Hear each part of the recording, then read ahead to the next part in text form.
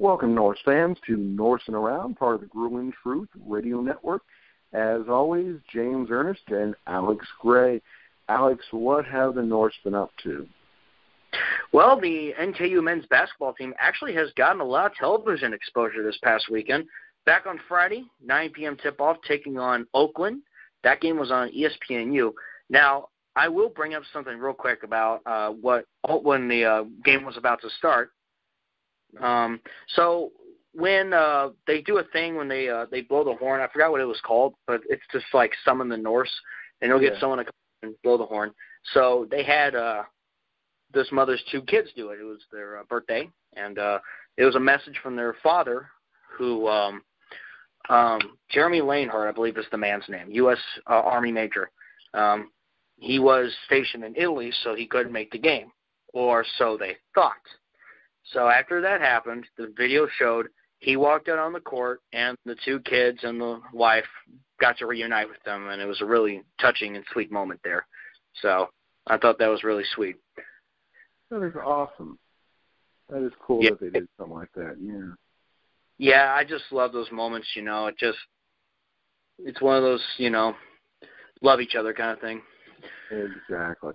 Yeah, anytime you can unite a family like that's great. Oh, yeah, I've been to live sporting events. I've seen those many times. And it puts a tear to my eye every time. It's just a really sweet moment. Onward to the game. They took on the Oakland Golden Grizzlies, and the men's team lost 83-70. Kendrick Nunn led all scorers with 33 points. Absolutely on fire. I heard this guy's actually NBA talent, from what I heard. He's an NBA prospect. Oh, yeah. I've been him up for a while now. Oh, yeah. Jim McDonald, double-double, 19 points, 10 rebounds. Mason Faulkner with 15 points, 5 assists. Dantes Walton contributed 13 points, 5 rebounds. This game was, I guess you would call it a bad day at the office, you know. It was just one of those games where you just happened to be a little bit off. The Norse did get within 4 with about 6:16 left in the game, but Oakland scored the next 5, and NKU was just unable to overcome that deficit. Yeah, it was a rough one for them. I mean, I was listening to the game, and unfortunately, like, even though when it got to 4, I mean, it just felt like they were out of the game the majority of the time. Yeah. But they bounced back. Yep, turning attention now to the game against Detroit Mercy 2 days later. This game was on the CW Cincinnati, hinted to why I said they had a lot of television exposure this past weekend, which is always good. Carson Williams led the game with 13 points, 9 rebounds. Drew McDonald, 10th double-double of the season, 12 points, 13 rebounds. Tyler Sharp added 10 points, 3 rebounds, and 2 assists. Lavon Holland, Jeff Garrett, Mason Faulkner had 8 points. Jalen Tate had 2 points, 6 rebounds, 5 assists, 6 bounds, a career high for him. NKU getting the 72-44 victory, so the team really came together in this one. That's what you'd like to see. I mean, for the team to make an effort like that, rally the troops, and to be able to bounce back and do what they need to do. Certainly. So NKU moves up to 15-7 on the season, 8-2 in the Horizon League. Detroit Mercy at 6-17, 2-8 in the Horizon League. So there's that for the men's. They got Youngstown State coming up this Thursday, the first. Tip-off at 7:30 p.m. That's on the road. And then they have another road game on Saturday against Cleveland State. And then they return home February 8th. The men and the women's team will have a doubleheader. That's homecoming week. So it sounds like they're doing well. They're performing the way we want them to. So, yeah, you know, we gotta enjoy that. So fans need to get out there to as many games as they can for the rest of the season.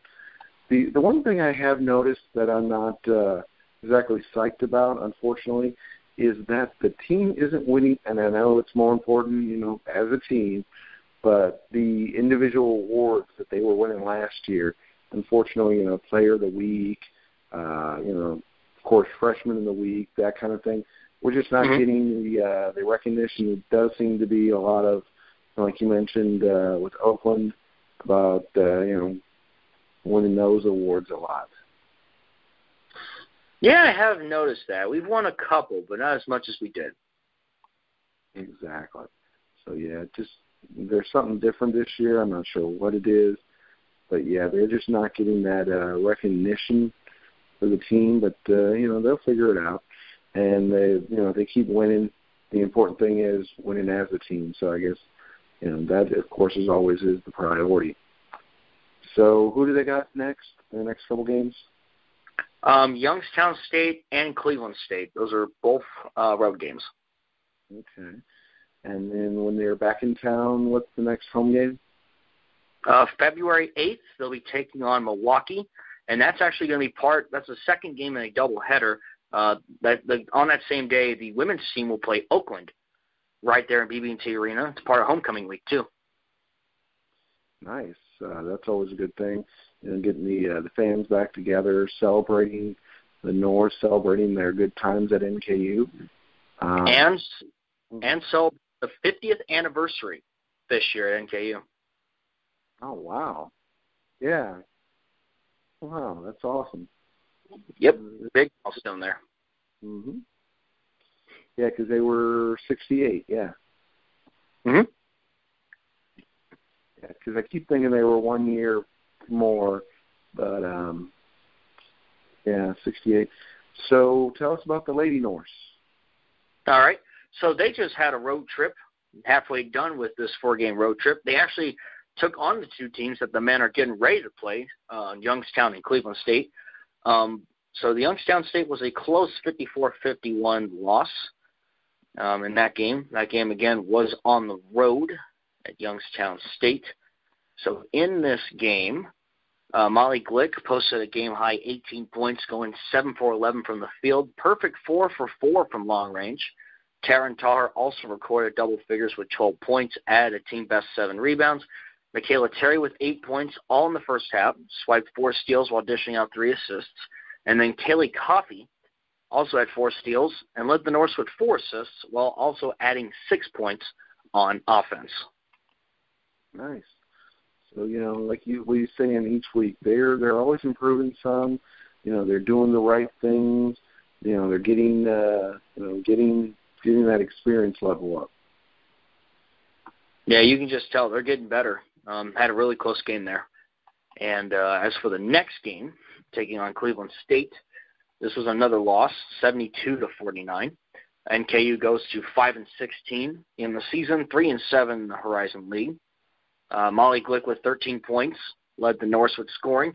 3 3-pointers, marked the second time this season that she's had at least 3 triples in back-to-back games. China Anthony added 10 points off the bench, a career high against a Division I opponent. Taryn Tahar chipped in 8 points and dished out 3 assists. Grayson Rose also recorded the most rebounds of a Norse this season with 13, and also added a career-best 3 assists to go with 6 points, a block, and a steal. So they're about halfway through the conference play. There's some good things, there's some bad things for both teams, the men's and the women's. Obviously, I think the men splitting the season series with Oakland and needing to win another one to tie up with Wright State. So it's getting interesting. Yep, but when it comes down to it, once it hits postseason play and it's conference tournament time, it is go time. Exactly. So as long as they can, you're right, take it to the next level like they had in the past. Obviously, shoot the 7 losses or more than we'd like, because we want to get in, not have to worry about winning the tournament. I mean, don't get me wrong, we still want to win the tournament, but I don't want it to have to be a must-win to get in. So right. Yeah, it's just one of those type of things where it's like, if we could win out our conference, season, then we won't. I don't think we'd have to win the tournament. But at this point, it's going to be tough. I'm not willing to talk NIT or anything like that yet. But it's one of those things that we really need to crack down. Obviously, get the road games coming out, the Youngstown State, the Cleveland State, back home, Milwaukee and Green Bay. So some winnable games. That at Wright State's going to be tough, of course. So, they got most of the games. But if they could do it and only say maybe lose one, But yeah, it's going to be interesting because we of course need to get over the 20-something win mark. The higher that, the higher the win total, the better. 1, 2, Yep. 3, 4, 5, 6, 7, 8. Okay, so yeah. So if we did lose, say, 2 of those, 21 and 21-9, it'll be interesting. So yeah, Norse fans, definitely check that out. Any other big news, Alex, for NKU sports? As of right now, I don't have anything else except I was very pleased with how many people came out to the 2 games this weekend. It was great to see a bigger crowd on hand, and hope to see that more. Exactly. That's one of the nice things. I mean, they've started to, put people in the upper bowl, started to, you have to actually sit in your real seats, that kind of thing. I mean, I remember when with the old arena, we had assigned seats for the ones that had the backs, and then you had the bleachers for the rest of it, and just how crowded they'd get. Oh, it was amazing. And it's starting to feel that way there, of course, at BB&T Arena. And it's been phenomenal. Obviously, with the homecoming coming up, we want to see those former Norse, coming out to the game, getting involved, having them on the show. So definitely, if you're a Norse alumni and you're going to be coming to homecoming, feel free to contact us, and we'd love to have you come on, tell us your story, tell us what you've been up to. So the Norse Radio, or for the Grueling Truth Radio Network, Norsin Around, Alex Gray and James Ernest signing off.